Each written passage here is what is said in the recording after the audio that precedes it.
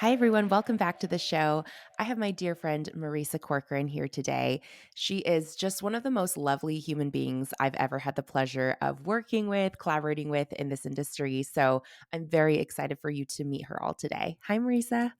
Oh my gosh. Hi, Ellen. I am just so jazzed to be here. I just love you so much. So this is such a treat. This is an absolute treat to be here. Well, the pleasure and the joy is all ours.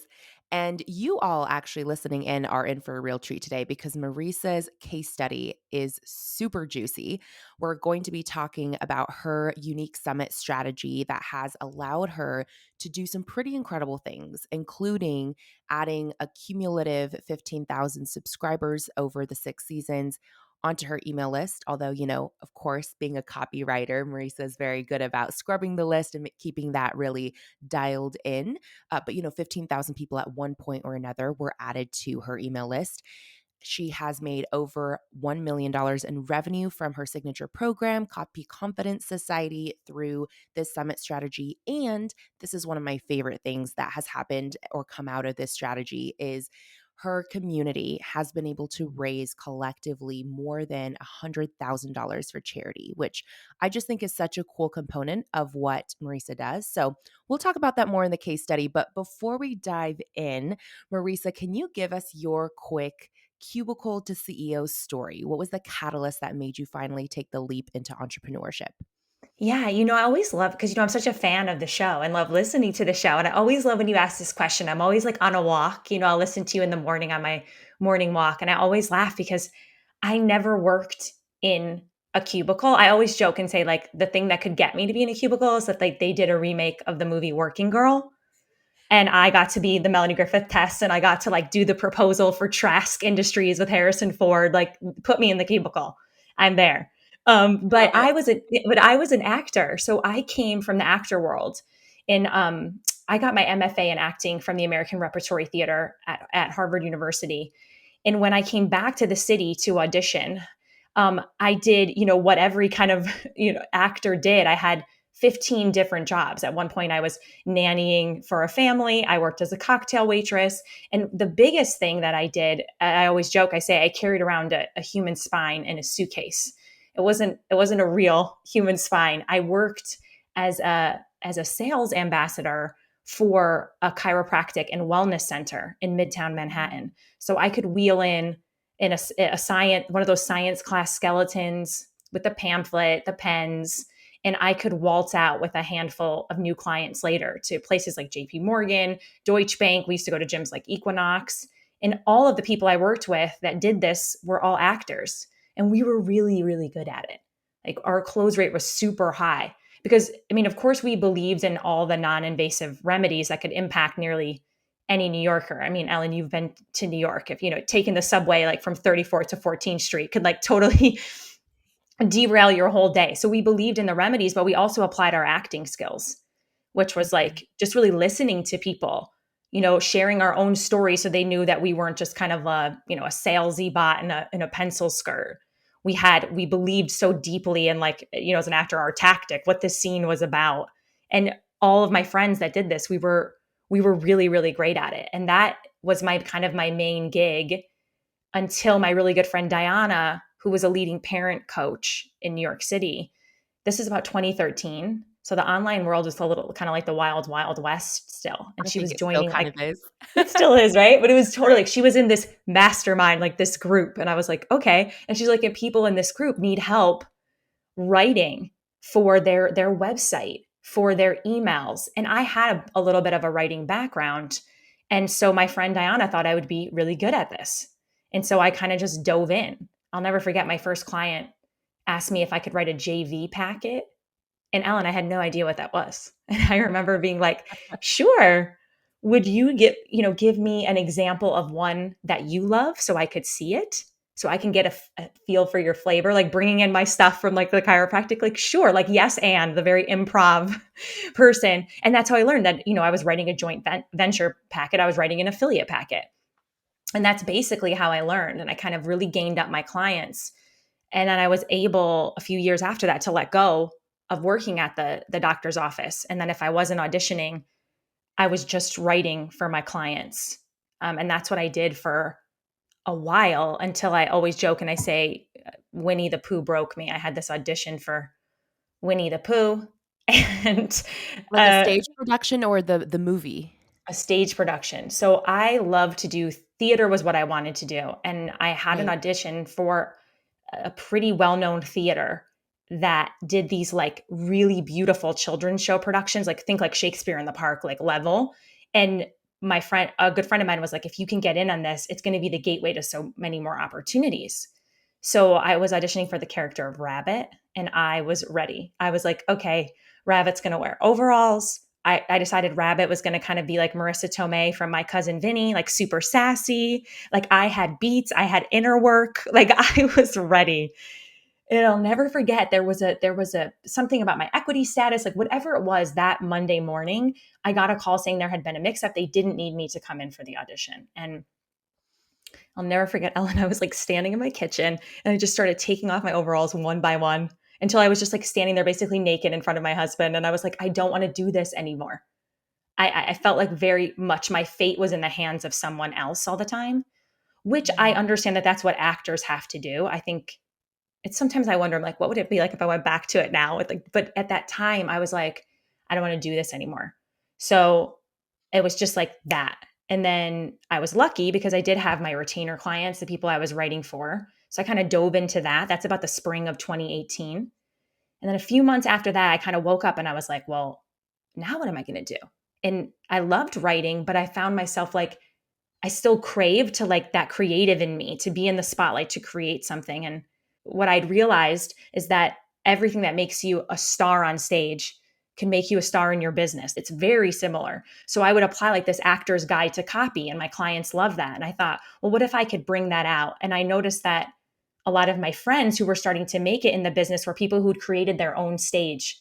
They'd created their own work, a one woman show, a web series. And we see this with like Phoebe Waller Bridge in Fleabag, Issa Rae, the creators of It's Always Sunny in Philadelphia, people who created their own work. And I thought, okay, I couldn't do it as an actor. This is plan B now. There could be no plan C. Maybe I could do it this way. And again, my friend Diana encouraged me in the fall of 2018 to create my own stage and to create the copy chat, which is what we're going to talk about. And that premiered for the first season in February of 2019. And it absolutely changed my life. It absolutely transformed my entire existence. No, no, no, not even being dramatic. Yeah. Well, what's beautiful about that is it's not just your life that was changed. So many lives changed through the people that who have come through as participants in the copy chat, as speakers, as the people receiving the funds on the other end for the charitable organizations that you care about. So, what a great friend to first introduce you to this whole wild world of copywriting and freelancing and retainer clients, but also to encourage you to build your own stage. And I'm very unsurprised that so much of who you are and your background as an actor has carried into your work as an entrepreneur, because I feel like you're exactly right. Actors are so good at understanding story, and so much of business is telling a story, right? And bringing your customer into that journey. And also I think your ability to empathize with other people and put yourself in their shoes is probably off the charts, coming from an acting background, because that's so much of what acting is trying to portray a life that you've not lived. And so I love hearing that background, and I'm glad I asked, because when I say what's your cubicle to CEO story, we've actually had quite a few guests on the show who did not come from a traditional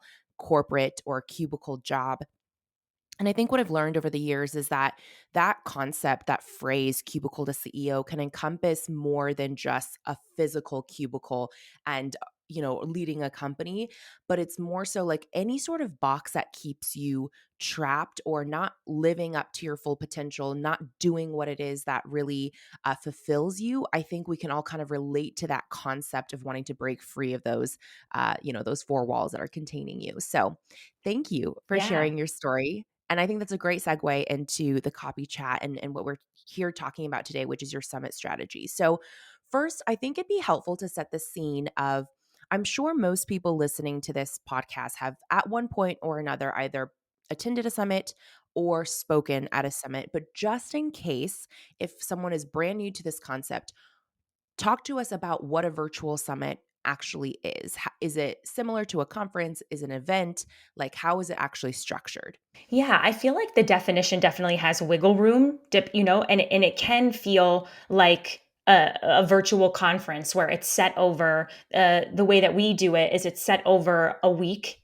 We do 5 days, and there we bring together speakers and experts on a particular topic or a particular kind of zone, and we listen into those people. Let's say in our world we have like two people a day who speak on a different topic, and you have that week to listen in and bring together this community around it. And so it's similar. Some people will do it as video, we do it as audio only, so it kind of has a podcast feel. But the difference between that and a podcast is creating that community around it, as everybody signs up to listen in to these conversations, so that you share your email to be able to listen into the conversations. And normally a summit, some summits are, they charge right off the bat, but the most summits that, the way that we teach in the signature summit system, or that I've seen, is that it's free to listen into the series. And then there's usually some sort of VIP or all access pass. And that's where you can charge to have lifetime access to the interviews, especially when a summit is done well and you really curate those interviews to have actionable takeaways for the listeners. People want to go back, and people are like, I go back, and literally on our last masterclass we had for the Copy Confidence Society, there was a person who shared, I've bought every season of the Copy Chat since season 1 and have changed so many things, basically taught myself to like be a copywriter by listening in to the Copy Chat every season. I was like, so they are, when it's done well, very actionable things to take away from. So people want to buy the all access pass. And that's what I know we'll talk about that. That's what we've used to then donate to charity. But it definitely can have that kind of conference feel or virtual event. But the difference between that, let's say, and something that you do in person or kind of a podcast is that you sign up to get access to that series over a period of time. Right. And by the way, I love that you call it seasons. I know you've done 6 so far, 6 rounds of this. Again, that tie back into your acting life. The 5-day spread, I'm curious, was that always the duration from the get-go? Have you tested different lengths? And if so, what made you land on a week? Because, and I'll add a little follow-up, I guess, like the reason I'm asking this is I feel that one of the biggest things that we all struggle with in the online space is capturing attention, right? There's attention deficit, and we're all trying to compete in this attention economy. So to keep someone's focus on you and coming back day after day for an entire week, that requires on some level commitment from your attendees. And so I'm just curious the decision behind the 5 days. Yeah, this is such a great question, Ellen. So it didn't start that way. So before, like Copy Chat, I had written a lot of copy for summits. So I had a lot of knowledge of the process of the system.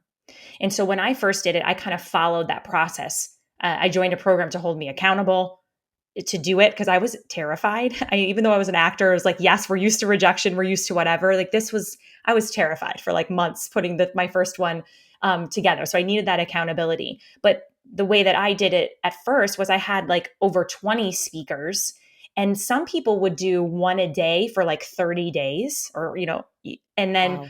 but how I had been doing it for a lot of my clients was putting those kind of 20 plus people into a 2-week period. And so seasons Mhm. 1 through 3 of the Copy Chat was that way. And what happened during seasons 1 to 3, what I found is that a lot of people were saying, this is like the only summit that I listen into. I can't believe I'm coming back and doing this. And people were like, I want to learn how to do what you've done here. But I also knew that still something I didn't love. I felt like some speakers were getting listened to and some weren't. And if I was going to Mhm. be like, yes, this is something where I want you all to feel taken care of, and I stood by that, and it's one of our values in it, I knew something had to shift. So when I actually started getting clients to teach them the summit system, I started creating what we now call the signature summit system. And I was like, if y'all are up for this, my first clients, let's experiment with this idea that I have, that we could take this model, knock it down to 10 people over a week's time, and let's see if we could still have the same like outcome. And it was wild. We did. So one of my very first clients who went through this grew her list. That summit brought about 1,600 people. And to give you an idea, my first copy chat brought in 1,800 people, and I had like 22 people. And so now this was a gateway to her own, I think, about $60,000 launch that she had. And so I was like, okay, this is working. So season 4 of the copy chat, I started doing the model myself, and it was our most opt-ins we ever had. Season 4 was the most opt-ins we ever had, which was in August of 2020, and that was when the first time we premiered the kind of 10 speaker model over 1 week. And what we found is now I was really delivering on my promise. And I did before. I mean, I worked my butt off. Even when we had the 20 plus people, I was on every night. Like I worked my butt off. Like it was my Broadway show, you know? But now that it was over the week, we could really hone in to really highlight the speakers, really help people, not the listeners, not feel overwhelmed, really feel like they could listen in, get the actionable takeaways, showing up on the recaps. We found that engagement was higher. The questions we were getting asked in the recaps, like it was just overall where I wanted to take it. And that's how I started to develop what we now call the Signature Summit system, which is a 5-day process. Amazing. I love that you were willing to continue to fine tune something that was already working, because I think a lot of people would look at the results, the first few seasons and be like, this is great, like it's working. So why even bother continuing to try and optimize? And I love that you were really willing to do that, and willing to do that vulnerably with your first clients and say, hey, look, instead of presenting this to you as a fully polished thing, let's work on this together and kind of see what's going to work best. So to sum up, it's a 5-day summit, 2 speakers per day, 10 speakers total. How long are the speaker sessions? Like, how long are people actually tuning in daily to those 2 speakers? Yes. Each of the speaker sessions can go anywhere from 30 minutes to I've had some where I get done and it's like almost an hour. I'm like, this is so good. We're going to keep it as Mhm. this. So I really I let the speakers know, hey, this is what I want you to mark off. And maybe it's 30, sometimes it's about an hour. And so, and we will sometimes, I have had seasons where I've had a little bit more than 10. And so maybe some days we have 3, but Right. I try never to go over about 15. Like I feel like 13 can be a great number for some people, maybe where it's your first one and you're a little bit like nervous to ask people to be on it. So we have some ways to really help people kind of fill all their buckets. But about an hour max. And so I try to make sure that each day kind of has almost a theme. So within the Mhm. copy chat, and this is what I work on with people in the Signature Summit system, is to say, okay, what is this? What's the overall topic?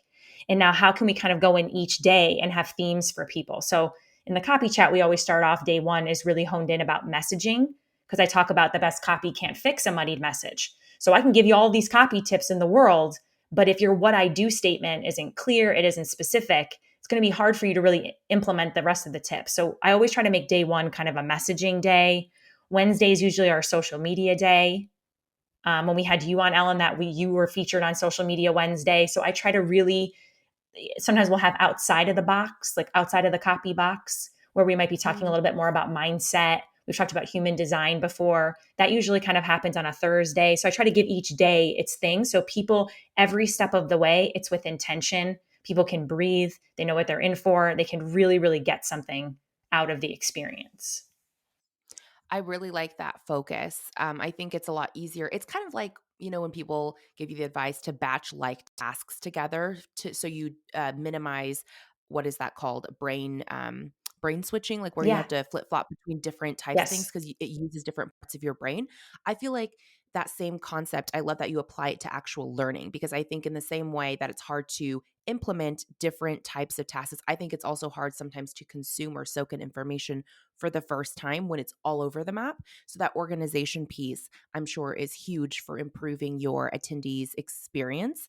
And I guess I didn't realize this because maybe the season that I did with you, I remember being on video, so I didn't realize that now it's kind of consumed more like a podcast feed where it's all audio. So when people opt in and they're registering for your summits, are they receiving a link to a private podcast feed, or where are you hosting the audio files for them to listen to? And do they have the entire week to catch up on, everything from the summit before they lose access and need to purchase the all access pass or upgrade to retain lifetime Yeah, access? it's a great question. So in terms of like actual tech, I'm the worst at this. Like my team, when I tell you I just show up and I talk, I love my it. team, You know they your are strengths. the absolute like the best. Even when I teach the signature summit system. I mean, this year alone we have like 5, 6 beautiful summits that are coming out in just a few months, and people will still ask me stuff, and I'm like, we got to ask the team. I don't know what we're you. I don't know anything beyond like my Zoom link or whatever, and show up and shine. So I really thank my team for so much of this, but when you register, and actually we polled people after about the first 2 copy chats to ask them would they want us Mhm. to add in the video, and people were like they love the audio because they felt like they could listen to it whenever they wanted. And there's also something very strategic about this, well, I'll share in just a second about it. But when you sign up, and then we take you to a page once the interview, everything is ready to roll, because we usually have about a 2-week period before it starts, and then it gets hosted. It's like the copychat.com/interviews. And then when you go there, it'll be like it'll show you everyone, and then who's on tap for that day. Their play button appears and you can listen in. Oh, And then you mhm. have 48 hours to listen in to a given speaker in the free Mhm. access before that speaker goes away. So Got if it. let's say it was you and Laura Belgray on a Monday, I mean, what a great day, by the way. It was you and Laura Belgray on a Monday. And then Wednesday, we would be like, Laura and Ellen are going away today. If you missed it, grab the copy check kit, which gives you the lifetime access. So everybody's Mm. available for 48 hours after their interview goes live. Um, Got it. and the strategy about the audio, something else, Ellen, was that this is also how I built the Copy Chat Facebook group. I knew that I wanted a Facebook group. There was something about it that I was like, and this is before I had my office. So when I was doing the Copy Chat, I was literally doing it from my living room, where we would like take down the paintings because there was like a glare. Like we had these like I turned my living room into the place. And I just felt like if I had the Facebook group, I knew that I could create the connection that I wanted to create. So to get people to come Mhm. into the Facebook group, I started saying, I'm going to do nightly recaps in the Facebook group. And that was a chance to see me on video. And then we also Mhm. started doing pop up lives with the speakers on video in the Copy Chat Facebook group. So if you wanted to like see us or experience, we had daily questions for prizes. That all happened inside of the Copy Chat Facebook group to move people in there and to add the video component in. So if you wanted to see the video of anything, you'd come into the Facebook group, and that's where I was doing nightly recaps, where I would kind of I still do, give the little nuggets from everybody that day, really talk about why you should join their community, highlight their free gift, highlight them, talk about the charity. And we would do these little pop up lives with people throughout too. Like, so maybe people listened into your interview, Ellen, and loved you, which they did. You were such a fan favorite. And then we have you come in and do a pop up, and we can ask some more detailed questions. And people, again, really feel that community aspect, but still letting them go and listen on their own time on a walk and all that to the actual interview itself. That's really brilliant. It's like that. What is it? You're creating this curiosity, right? Like they're tuning into these brilliant minds.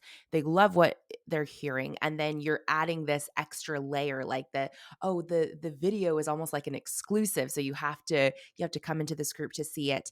And I really do like that 48-hour time window too for each speaker going live before you take that play button off the landing page, because I think that's such a great amount of time for someone to have the space in their calendar to make time to listen. But also, I do think that when you give people too long, that when that urgency factor isn't there, the accountability isn't there, and they're like, oh, I'll just get to it the next day, and they keep pushing it off, and then they never actually listen, which doesn't help them in the end. So I think that's such a sweet spot in that time frame that you found. And I really like the nightly recap option that you bring into the Facebook group. Even as a podcast host, one of the pieces of feedback I get a lot from our listeners is they're like, we really love it when you kind of synthesize something or you pull out something specific from what a speaker said or, a guest said on the show. It helps kind of just them fully soak in or solidify a takeaway. And so the fact that you do that for every single night, I think is just so brilliant. I love that. I'm curious Yeah, how it's my favorite. it's your favorite part, you said? Oh my God, it's I was an actor, so it's like And I love talking. I love being with people. I love answering the questions. It's it's such a beautiful way to like just connect with people in your community, and people Mhm. who come back season after season, and the speakers will come on and they'll be in the comments, and it's just this community feel that, and it's truly global. I mean, we have people that listen in from all over the world, and it's just this beautiful. And there's been times where I've stayed on that recap for an hour, and I've Yeah. come out, and Eric's like, you missed Real Housewives. You were on that for like an hour." And sometimes I'll have like a glass of wine on there. I'll have like a little treat. And I just think it can be isolating when you're running your business or it's Mhm. online. And I think there's this community aspect. And oh my gosh, I love doing the recaps. I love it. I just had another kind of aha moment while you were talking. I didn't realize this at first, but it reminds me of a conversation that we had with a nonprofit director, or CEO on our show a while back for Girls Who Code. I'm not sure. They're actually a New York-based nonprofit. You might be familiar with them. Yep. But anyways, they talked about the power of mixing asynchronous with synchronous learning. And I just realized that that is exactly what like the experience that you've curated here for your attendees, because you're allowing them to consume that pre-recorded audio content on their own time, asynchronous learning, right? Whatever fits into their schedule. But then you're coming together for that synchronous learning with the live elements, with the nightly recaps, the pop-up Q&As with the speakers inside the group. And so I really like how you've kept those two pieces in separate containers, because it allows people to choose like which one best fits with them or both. But it also allows you to cater to different learning types and learning availabilities. So that was just a aha moment I had from something you said. I just wanted to pull that up for the listeners.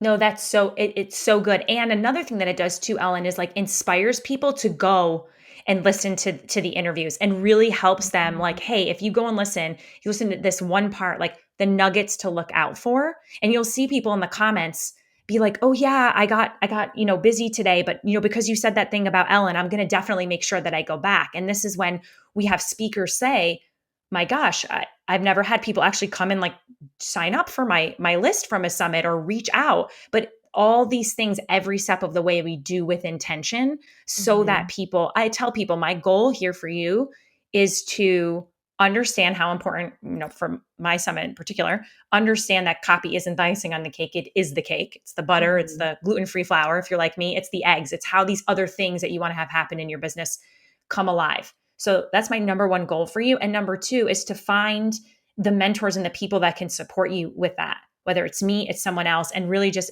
making it about that collaboration with everybody. So inspiring them if they're like, "Oh, I missed that one, but now because you said that, I'm going to go back and listen to it." And again, as you're saying, Ellen, helping those different learning styles too, to just Yeah. like do what's best for them throughout the week and make the most of it.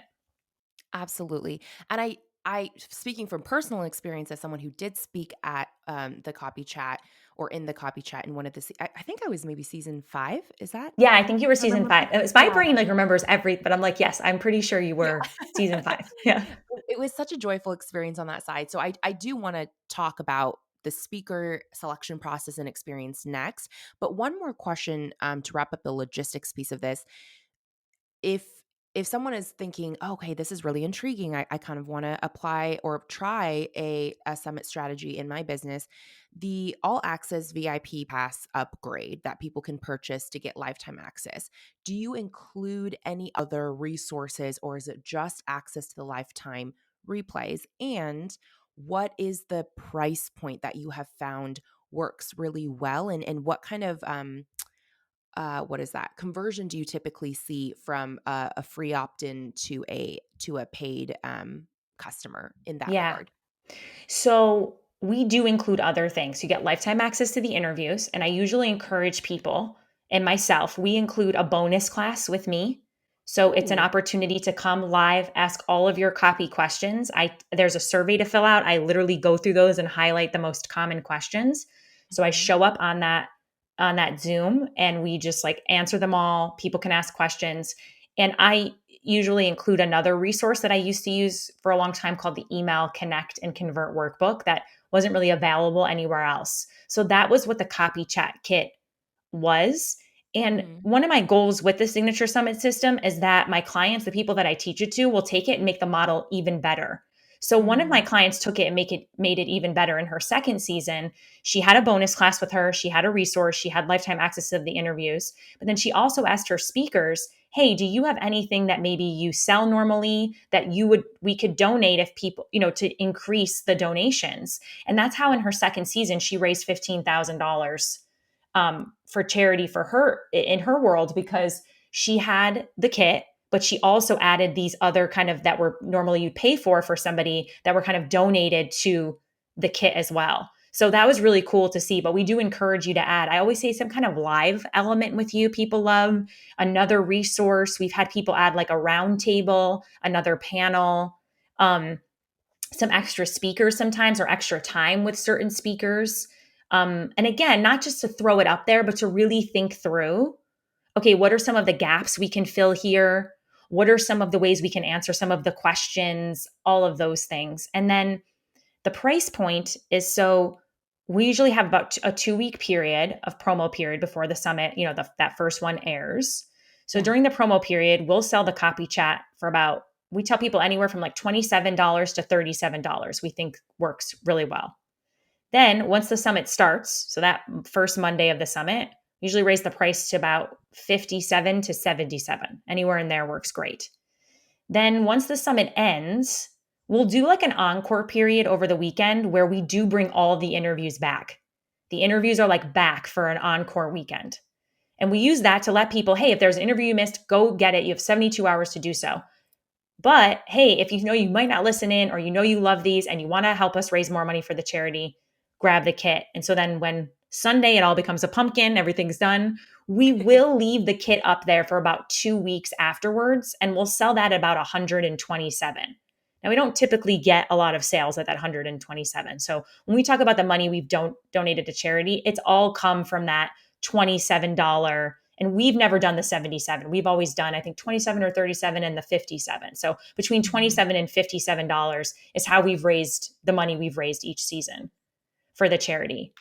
That's amazing. Thank you for walking us through not only the step by step of, what you're charging at each phase, but also the kind of strategy behind it, like the early bird incentive for people to really grab that packet before they've even perhaps heard any of the interviews. I think that's so brilliant. Does all of the money, earned through the VIP or the copy chat kit, um, does all of it go to the charity that you choose for that season, or is there some sort of revenue split between your company, the charity, and the speakers who are referring people into the summit? Yeah, that's a great question. So I ask all the speakers, hey, what would normally be an affiliate commission? Are you cool to donate that to the charity? I've never had Mhm. anybody say no to that. You know what I mean? And if they did, then I'm like, wait a second, we might not be in like so we donate, besides any fees, or, which my husband does all of our finances, but, besides that, all of it, like 100% gets donated to the charity. And so every season of the copy chat, we've donated anywhere between 10 to 13. 13 seems to be a lucky number in the copy chat. I know 13 isn't normally a lucky number, but in our world, we'll tend to raise like we'll get done and I'll be like, oh, it's another season of $13,000. And so that's usually what we end up, anywhere between 10 and 13,000. And we've had a different charity each season. Mhm. And now I really have, want to bring back the charities. And we also give money from the Copy Confidence Society, which is my signature program. We give 5% of total sales to a charity that the group picks together. And I usually give them choices between some of the past copy chat charities that I have relationships with that I know are doing good work. And I let them vote on which one, and we'll donate money there as well. So there's kind of been a small pool of charities that we've donated to over our time. The Headstrong Project, which gives um, uh, military vets access to the mental health care that they need and deserve. We supported to Soulfire Farm, which gives land back to Black and Brown growers, which is such an incredible organization. We've donated to Sage USA, which provides services and advocacy for LGBTQ plus elders. Um, we've given back to ovarian cancer research, which is near and dear to my heart, my family. Um, So those have been the ones that we've done. I don't think for the copy chat specifically. Yeah. And I remember now that jogged my memory. Soulfire Farms was the nonprofit of Season choice for 5. the season that, Yep. yeah, that I participated in, and I loved. I had never heard of the organization, and so you were bringing awareness, to a lot of people too about a really awesome organization and that the work they're doing, and I think that that charitable aspect, that give back process is what makes your signature summit strategy so unique from so many of the other virtual summits that exist out there. I really feel like it brings in that community element of feeling like we're all here participating not just for our own growth, but this is contributing to something greater than ourselves. And I love that model that you've built in. So I really highly encourage anyone listening to this, if you're thinking of maybe implementing this strategy, well, of course, you'll want Marisa's help. So you'll want to get inside the Signature Summit system, but also thinking about how you can do that in a way that feels, genuine to you and the causes that you care about. And that also does remind me, I should distinguish from earlier when I said, you guys have raised more than $100,000. To clarify, that's between both the copy chat and the 5% give back from Copy Confidence Society. So huge impact overall from both. Yeah. Copy chat is the majority. Copy chat is about 85,000 of that. And then the rest, what has gotten us over 100,000 now is the Copy Confidence Society. But, and I know we'll talk about this, so many people that join the Copy Confidence Society come from the copy chat. So it's Mhm. just like this, it's all in the same kind of, boat Yeah, together. Um, yeah, which even as we're singing it, it's so wild to it was we were preparing for this, Ellen. I was like thinking back to all these numbers. I'm like, oh my gosh, this is so wild that this is, what we've been able to do and really supporting organizations, especially since the pandemic, where Mhm. the way that people, raise money has shifted, right? Mhm. A lot of in-person events, if someone gets COVID, things have to get canceled or things change. So we've been able to really, not like replace a huge gala, but give money in a way that is really helping to, affect that change. You can really do such beautiful work for organizations that need it in a kind of landscape now where raising money has shifted just, where we're at now since the pandemic. Absolutely, right. I think you, especially season 4 you mentioned was like your most attended season of the copy chat, right smack dab in the middle of 2020. I can only imagine what a lifeboat that could have been to some organizations whose normal fundraising efforts were put to a pause because of global events outside of their control. And by the way, the fact that 13 seems to be a magic number for you all. I was just like smiling so big. If you're watching this on YouTube, you'll see, but I'm literally wearing a this crew neck sweatshirt that my best friend Claire got me for Christmas. And okay, I'm going to tilt the screen down just for a second. I'm a big Swiftie, and y'all know that Taylor Swift 13 is her magic number. It's like all of her albums as book covers. Oh, cool. And so like when you said 13, I just kept thinking that. I was like, "Oh my gosh, there must be something special about that number." But anyways, thank you for all the incredible work that you've done for these organizations.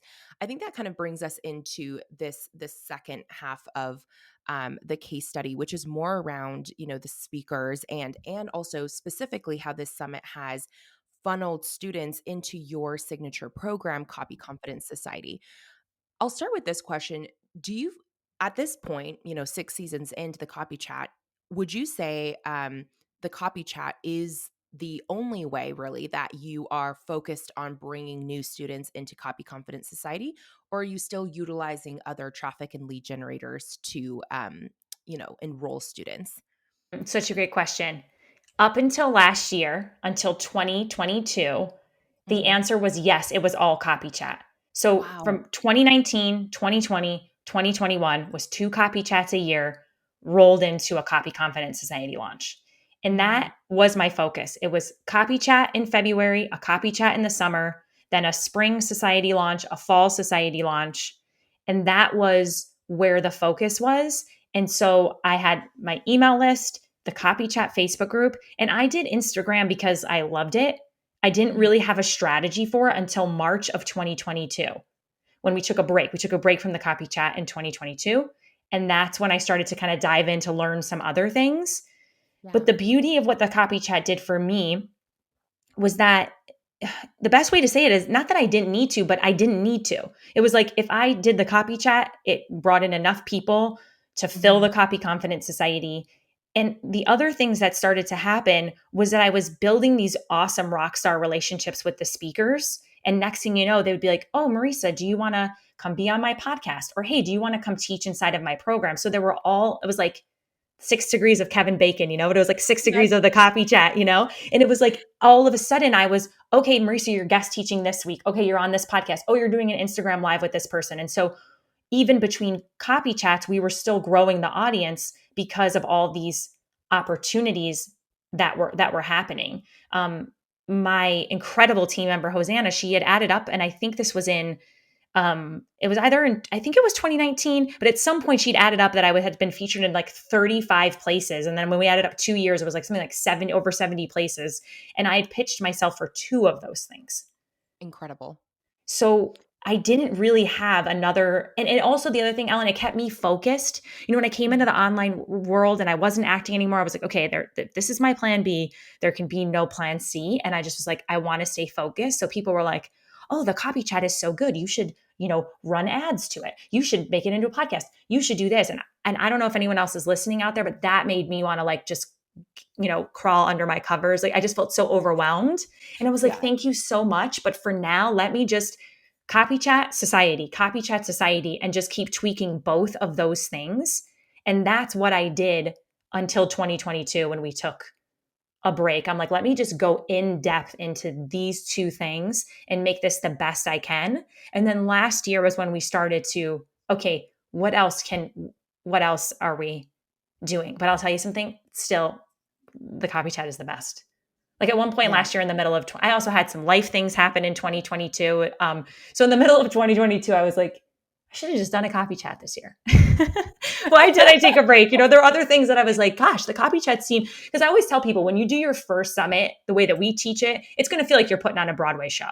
Yeah. But once you do it, the beautiful part is that so much of it gets repeated. So the Mhm. ROI is so wild because I'm using the same opt in page. I have the same design, the same kind of copy structure, and I'm just filling it in for the new people. So once you get on to season 2, season 3, I'm never going to say, I don't think there's anything that's easy in your business, but it's quite simple to do. Mhm. So in the middle of last year, I was like, why didn't I just do another copy chat?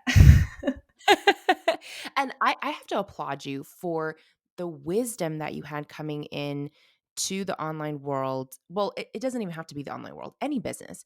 The wisdom that you had from very early on in your business to go deep rather than wide. Very, very few people have the A discipline to do that and B the wisdom to actually do that. And I think the fact that you did do that and you ignored all the shiny objects and distractions and opportunities, which many opportunities are really just distractions disguised, I think. But it is speaks volumes to the success that you've had because you were able to just really focus in and iterate on one thing or two things rather over and over and over again until you felt like you had built enough of a foundation to kind of come up and go, okay, let me pause and see what else is out there. I just want to applaud you for that because it's so rare. And I love that all roads lead back to the copy chat. In fact, I actually pulled a quote from your Facebook group this morning. You wrote, "Nothing brings in quality leads faster than a summit." You can quote me on this. That's what you wrote. And Yeah. so I wanted to bring that into this interview as a hot take. Um, Now that you've tested some other things, you still stand by that statement. Nothing brings in quality leads faster than a summit. 100%. So I'll tell you two reasons why. So in the signature summit system that we teach, we tell people we've done it enough times. You follow this system, you can bring in anywhere from 500 to 2,000 plus new people into your audience. Mhm. So right there, by doing a summit, let's say you brought in, well, let's say you brought in 1,000 people when you did it.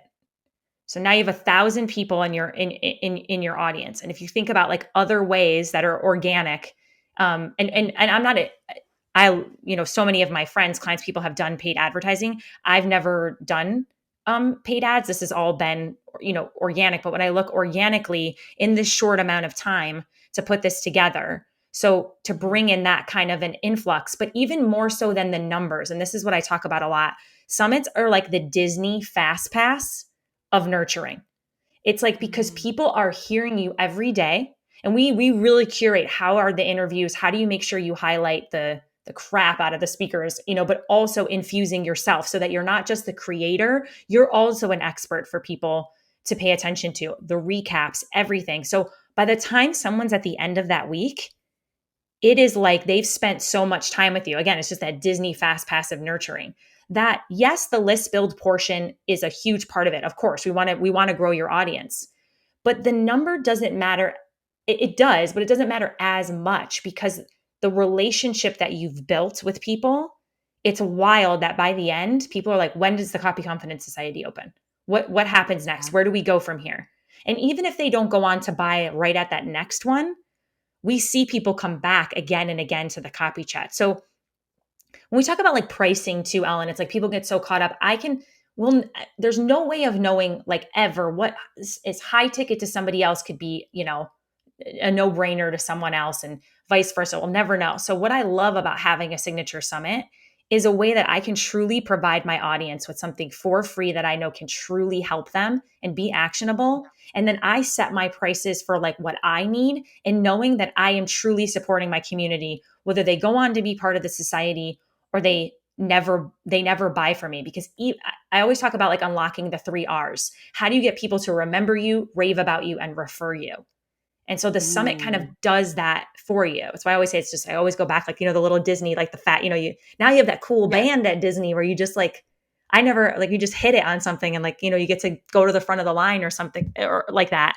And so you get this hit of numbers. We've had people that one of my summit clients in her first season did about 1,300, and then like I said, my goal is to give you the model, take that and do seasons now that you have it. And then her second season brought in 2,500 people. So it's like allowing you to use it as you need it. And even if people, let's say you only get but it's like 500, 700 new people into your audience, just the buzz Huge. that comes from that. And so that's what we really try to get people focused on because there's so much intentionality that goes into it. And again, what we went back to saying, Ellen, we're really making sure that people are actually listening to the interviews, they're actually seeing the speakers.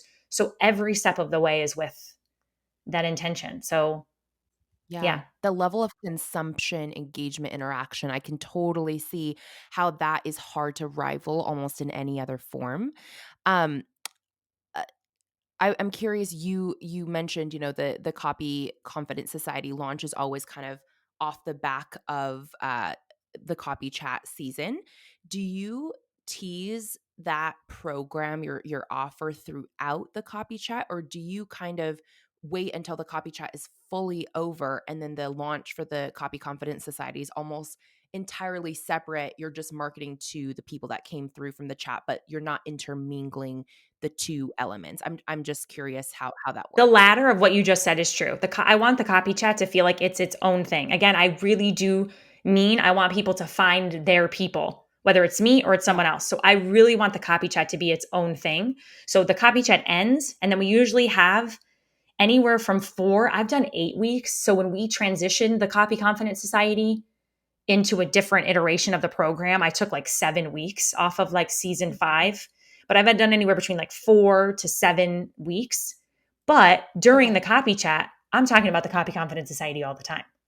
I'm seeding it Mm. in all the time. So, I Right. might say, oh, Ellen gave this really, really great, tip on how you're moving people, from your social media platforms to your email list, right? But then within that, I'm seeding in, we talk about this in the Copy Confidence Society. Like if you don't have those solid kind of segues, and I might use that to talk about what we talk about in the society in terms of emails or whatever it Mm. is. So I'm seeding it in so that people like, what is this? And I'll mention it.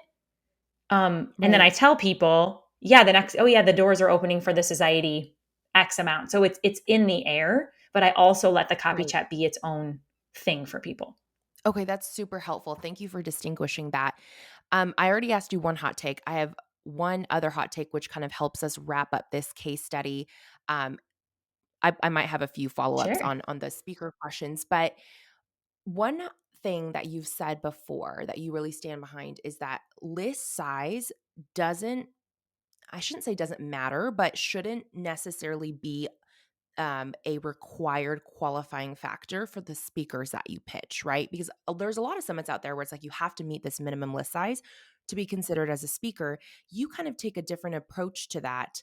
I would love to hear why you don't require a list size minimum, and then also just around your speaker selection process in general, because I know one of the things that I love about you and the reason that I wanted to be part of the copy chat is your intentionality behind making sure that there is diversity not only in the speaker lineup but also in the attendees. And um I think there was a really interesting conversation actually going on in your Facebook group around, well, some people they're like, well, the people I invited to my summit are the people that I know, and they all look and sound and think like me.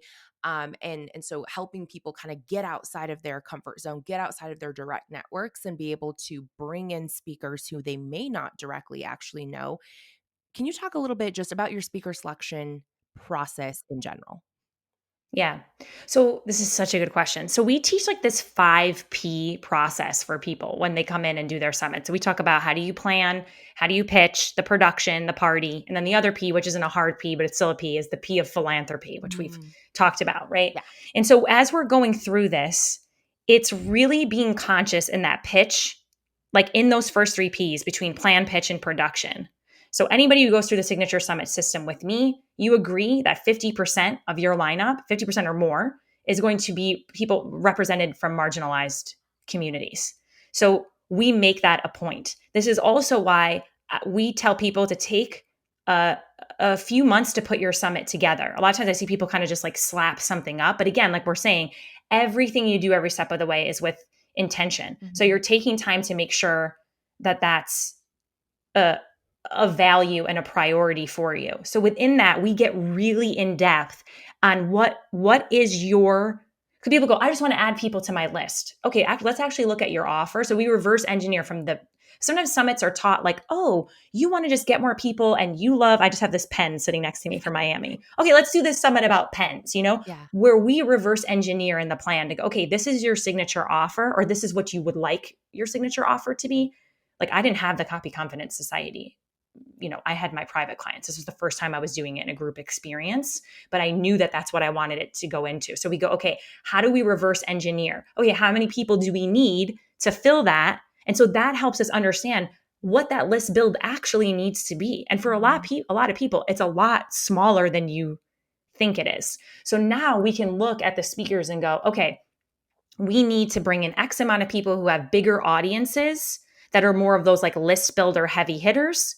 We need to bring in people that maybe have a smaller audience, but their topic is going to be so incredible. And now I say this like as a white cisgender able-bodied, woman. And a lot, and I've worked my butt off, but I cannot discount my own privilege. And so for many people that come from marginalized communities, their opportunities, they have to work even hard. Not to say that you can't have people from marginalized communities who have like huge audiences, but when you get into this, you start to see how the opportunities have been kind of skewed. Mhm. So if we're committed to be a rising tide that lifts all boats, this is how we start to shift the conversation. So this is where the list, it becomes a very balanced and nuanced conversation. And also people who have those bigger audiences who maybe say, oh, I want to like support and be a rising tide that lifts all boats. Well, then if someone's pitching you in a beautiful way, the way that I teach people in the summit, say yes to it, because that is a way to then share with your audience and become that rising tide that lifts all boats. And we've seen this where we've had people from marginalized communities on the copy chat and become the like ultimate fan favorite and go on to like more opportunities and grow their audience. And that is something that's really huge for me that we just can't do if it's like everybody who's on it has to have 5,000 lists or bust. Right. So there's a lot of nuance, again, intentionality that goes into it. Now, do we need people to be on it that have a list of 5,000 or more? Yes, you Mhm. do. So there's like a nuance to it. But we're not getting on the discovery call, Ellen, you and I, and the first thing I'm asking is, so what's your list size? And if you don't have it, then you're out. Right. Because before I even pitch you, this is something we talk about why I think our pitch is so powerful. I know already where you're gonna land. I don't have to ask you your list size. Mhm. If I ask it to people at the end, I honestly tell them I'm asking. So I know so I've done it so much, Yeah. I can basically from that point add it all up and calculate how many people we're gonna get in and how much money then will go to the charity. But it doesn't matter the number that you tell me because I've pitched you in mind of which one of those slots you fit into. Right. Is That that helpful? Does that make It's sense? so helpful. Yes, that tiered approach I think is key because like you said you need the more established list, the people who have the platforms and the audiences, but for them it's a way almost to give back, like you said, to help use their influence to give opportunities to people who traditionally may not have had those platforms to speak on, and to get that visibility, right, which just increases the ripple effect across all of the different touch points. And so I love that you are able to build in that flexibility where it's like, yes, we have those heavy hitters with the list, but we also have the up and comers, and both of them work beautifully to create this awesome experience. One thing that I think you excel at is the pitch. I remember you sent me a personal Loom video. We talked about style. That's where we bonded over. And you're still my style. You're still like influencing my style. Like I up leveled last year, and people ask me, I'm like, this is the work of Ellen Yin. She got Oh me my into renting god. my clothes, and it's changed me on a. It's the copy chat and Ellen Yin renting clothes are like the two things for sure. I'm dying. That's so funny because most days I'm like legitimately in my pajamas. And by pajamas, I don't even mean like a matching pajama set, like a box t-shirt and some ratty like shorts. But No, anyways, I get I it. digress. Yeah, I mean I think that like your pitch process is so beautiful. And I know, for the purposes of today, we don't have the time to dive into every little detail. But of course, if you're listening to this and you're like, wow, I'm really intrigued and I really want someone to handhold me through exactly what it takes to implement all of this. Um, Marisa, where can they go next to learn from you the Signature Summit system? Yeah. So the best way and I really also hand pick who I do the process with. So because I want it to feel like a win-win for everybody. And so the best way is honestly to DM me on Instagram, and it's at mtoni mt like Tony Braxton MTONI. Mhm. And my team supports me a little bit in the DMs, but like it's going to be me that responds back to you. And I love to just get the conversation going of, what is that signature offer? What does that look like? Making sure that, the summit is the right next step for you. And also because we also help you again, because our people go on to do more than one. My goal is that you will have seasons. So helping you really establish something super specific that you can use. Like something else that makes the copy chat so powerful is that its time, there wasn't another summit that was really around like copy specifically. There's always those like love your life summits or, embrace your passion. But how do we like help you create something super specific? And that is a beautiful place to get that conversation going. And also joining us inside of the copy chat Facebook group. Because you'll see when we bring season 7 out, and I also give a lot of behind the scenes of my summit clients and what they're doing. So it's a great way to kind of see that in action and join in the conversation there, whether we're talking about summits or we're talking about copy or we're talking about this season of Emily in Paris. But we Yes. also talk about that in the Copy Show Facebook group. Also a very important discussion. I guess, Yes. to wrap up, Team Alfie or Team Gabrielle? Or neither. Oh, this is so hard. I don't know. It's so hard. I love them both, you I know? I actually agree with you, yes. I do, though, feel like the chemistry between Gabrielle and Emily to me, it hits different. It's It's off the not charts. it's off the charts. Yeah. This may be my deeper work, but I really love Antoine, who's like Sylvie's like that, and that's my deeper work. Okay, so really, I'm not Team Elfie or Team Gary. That's a whole other podcast interview. But my deeper work is I'm really into Antoine. Like I think that's his name, the guy that's like runs with, that helped Gabriel with the restaurant that was like Sylvie's boyfriend, but he was Yeah. married or whatever. Yes, I yes. think that's him, but he's not married The now or whatever. And the that's my deeper Maison, work. But yeah, Laveau owner. yeah, Yes, yes. yes, yes, yes, If you're listening to this and you're like, "What the heck are they talking about?" Well, looks like you need to go binge Emily in Paris on Netflix. yeah. Anyways, Marisa, thank you so much for your time and wisdom today, and really just taking us so transparently, step by step, through your behind the business of hosting these summits. I think the detail that you gave will be very actionable for a lot of our listeners, and I know they appreciate that. So thank you for being you, and thanks for being on our show today. Oh, thanks, Alan. This was so fun. Thank you.